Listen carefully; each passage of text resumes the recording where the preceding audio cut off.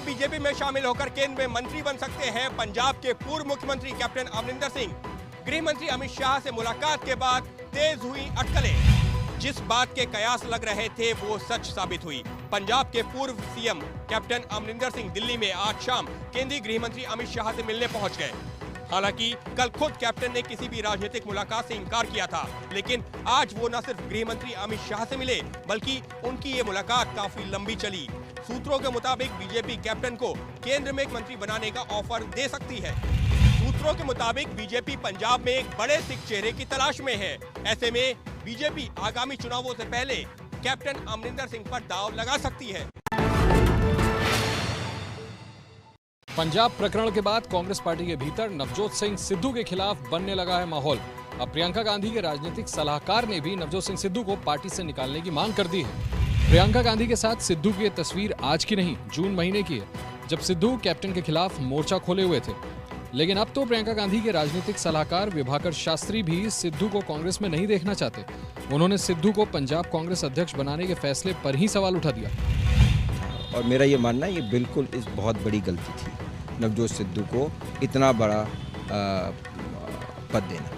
बाहर से आया हुआ व्यक्ति भाषण अच्छा दे सकता है, आपके लिए भीड़ इकट्ठा कर सकता है, लेकिन संगठन नहीं चला सकता। ऐसा माना जाता है कि नवजोत सिंह सिद्धू को पंजाब कांग्रेस की कमान सौंपे जाने में प्रियंका गांधी खासी मददगार रही हैं। लेकिन अब कांग्रेसियों को लग रहा है कि वो सिद्धू पर अपने हाथ जला चुके हैं। पंजाब कांग्रेस में मची उथल-पुथल के बाद अब कांग्रेस के असंतुष्ट नेताओं का धड़ा हुआ सक्रिय। गुलाम नबी आजाद ने उठाई CWC बैठक की मांग, तो कपिल सिब्बल ने कांग्रेस के आला नेतृत्व पर ही उठाए सवाल। पंजाब में मचे बवाल ने कांग्रेस के भीतर असंतुष्ट नेताओं के धड़े को मौका दे दिया।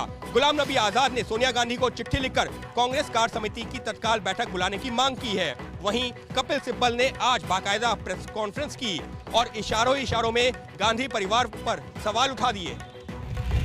हम इतना तो जरूर कह सकते हैं कि उनकी निंदा भी कर सकते हैं कि क्यों पार्टी छोड़ के चले गए, लेकिन शायद हमें यह भी सोचना होगा, खुद से पूछना होगा, हो सकता है हमारी भी शायद कोई गलती रही हो।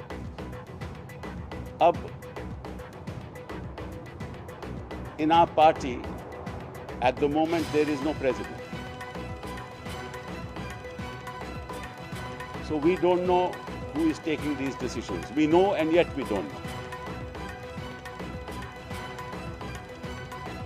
I am given to understand and I believe that one of my senior colleagues is perhaps written or is about to write to the Congress President to immediately convene a CWC. Congress के भीतर G23 के नाम से जाने जाने वाले कांग्रेस के असंतुष्ट नेताओं के धड़े ने पिछले साल भी कांग्रेस अध्यक्ष पद और कांग्रेस वर्किंग कमेटी के चुनाव को लेकर आवाज बुलंद की थी। पंजाब कांग्रेस अध्यक्ष पद छोड़ने के बाद पहली बार नवजोत सिंह सिद्धू की प्रतिक्रिया आई। सिद्धू बोले, पंजाब के हक के लिए आखिरी दम तक लड़ता रहूंगा, चाहे कुछ भी कुर्बान करना पड़े। 17 साल ਦਾ राजनीतिक सफर एक मकसद ਦੇ ਨਾਲ ਕੀਤਾ। ਪੰਜਾਬ ਦੇ ਲੋਕਾਂ ਦੀ ਜ਼ਿੰਦਗੀ ਨੂੰ ਬਿਹਤਰ ਕਰਨਾ, ਟੂ ਮੇਕ ਅ ਡਿਫਰੈਂਸ ਔਰ ਮੁੱਦਿਆਂ ਦੀ ਰਾਜਨੀਤੀ ਦੇ ਉੱਤੇ ਇੱਕ ਸਟੈਂਡ ਲੈ ਕੇ ਖੜਨਾ।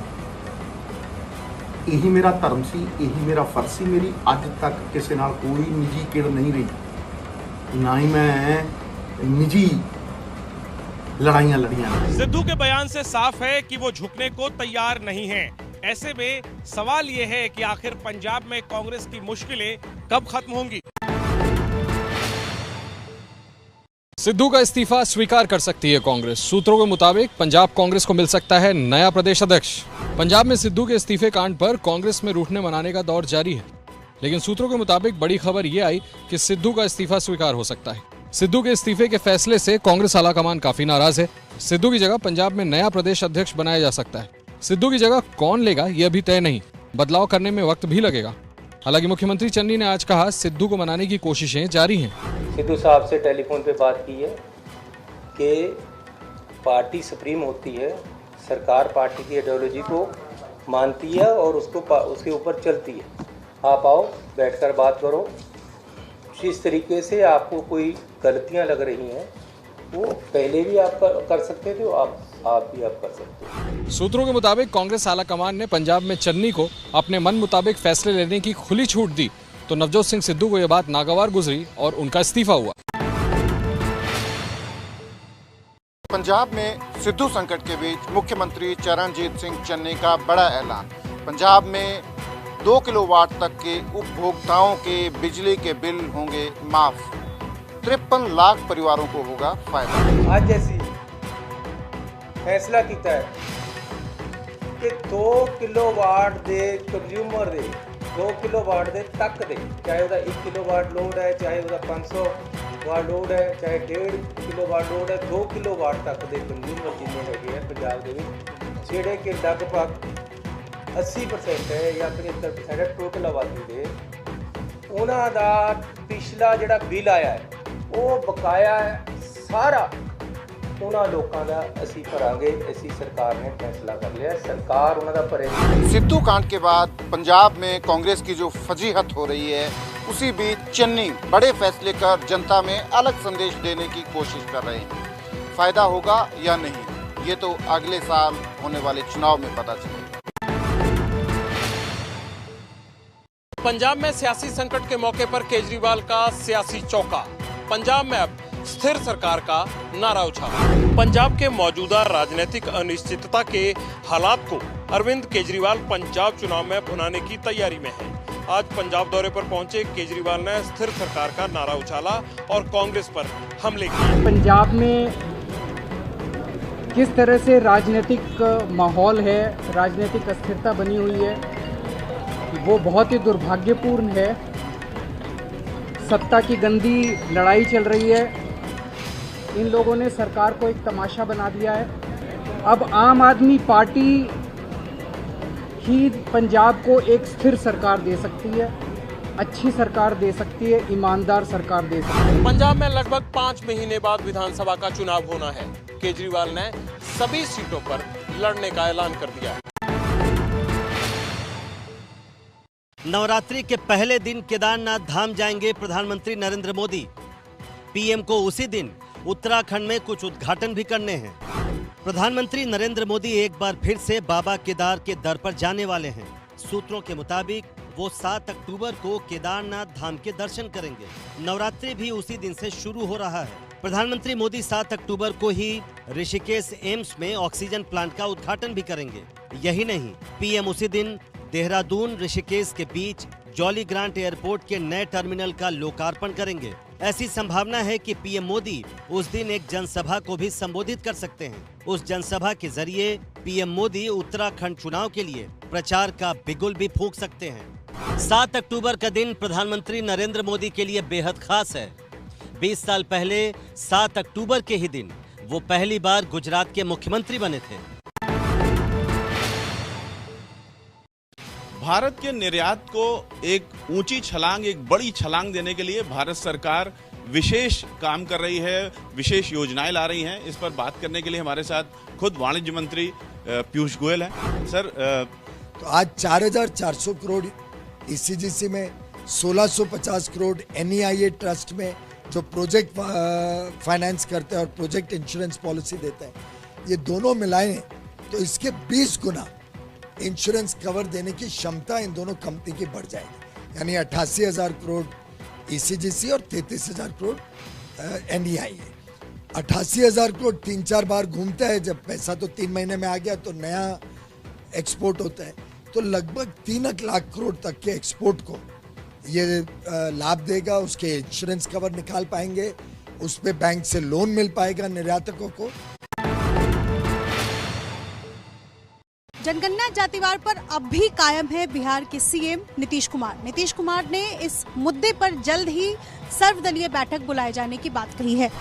केंद्र में एनडीए सरकार की सहयोगी पार्टी जेडीयू का जातिगत जनगणना पर अलग रुख बना हुआ है। नीतीश इसके लिए सियासी मोर्चाबंदी में जुटे हुए हैं। आज उन्होंने कहा कि इसके लिए सर्वदलीय बैठक की जाएगी। इसके लिए हम लोग बैठेंगे, हम लोग सब मिलकर के गए हैं और वहाँ से ऐसा हो गया, चला गया सुप्रीम कोर्ट में ये बात, तो उसके बाद हम लोगों ने कहा कि हम लोग आपस में बैठेंगे, राज्य के लिए कुछ करना है उसके बारे में तो सभी पार्टियों की मीटिंग करेंगे और आपस में बातचीत करके निर्णय लेंगे। तो वो किया जाएगा। नीतीश के कार्यकाल में ही बिहार विधानसभा में 2 बार जातीय जनगणना पर प्रस्ताव पारित हो चुका है। हालांकि केंद्र सरकार जातीय जनगणना के हक में नहीं है।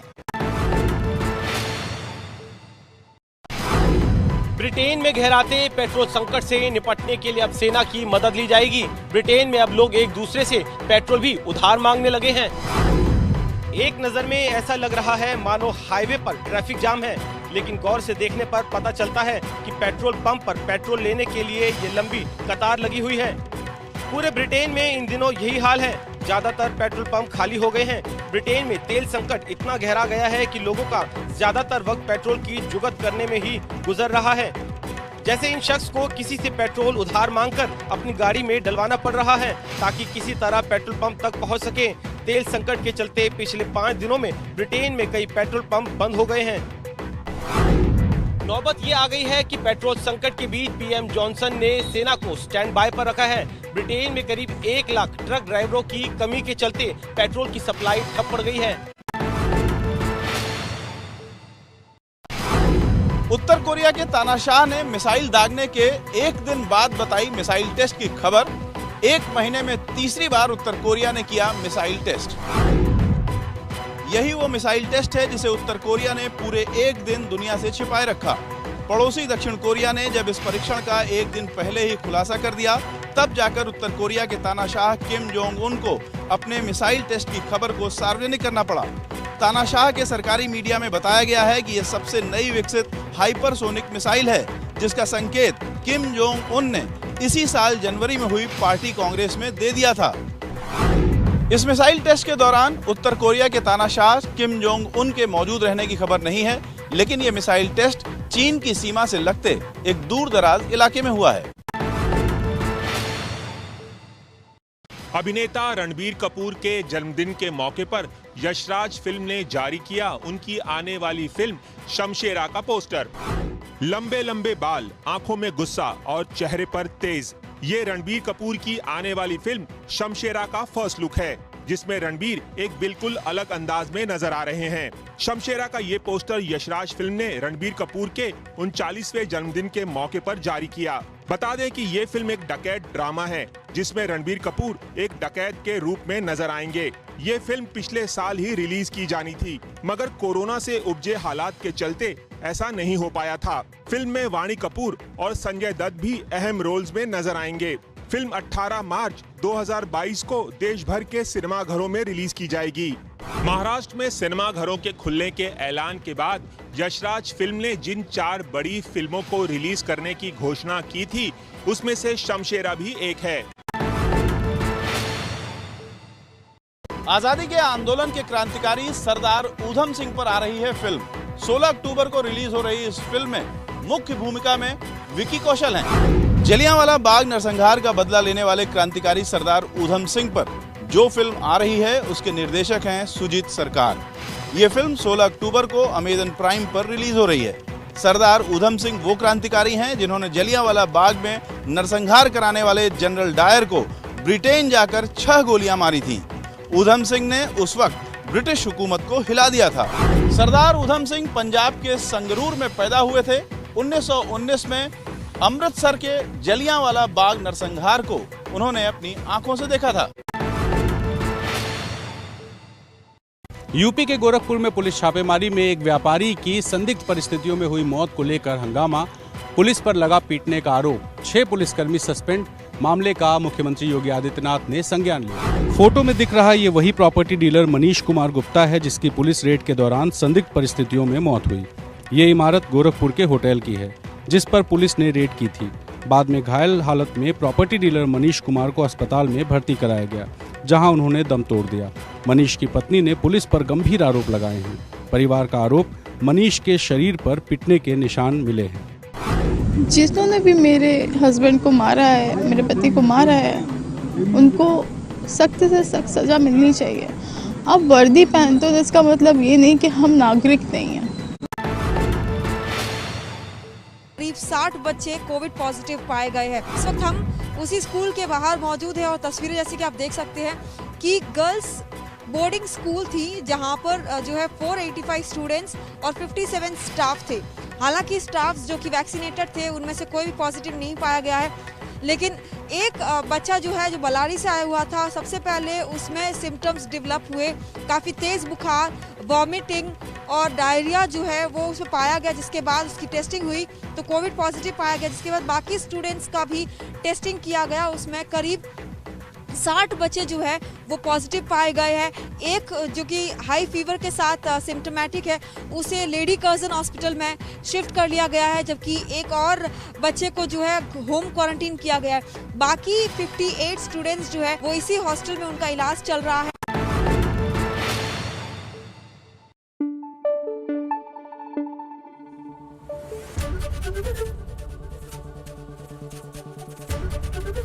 एबीपी न्यूज आपको रखे आगे।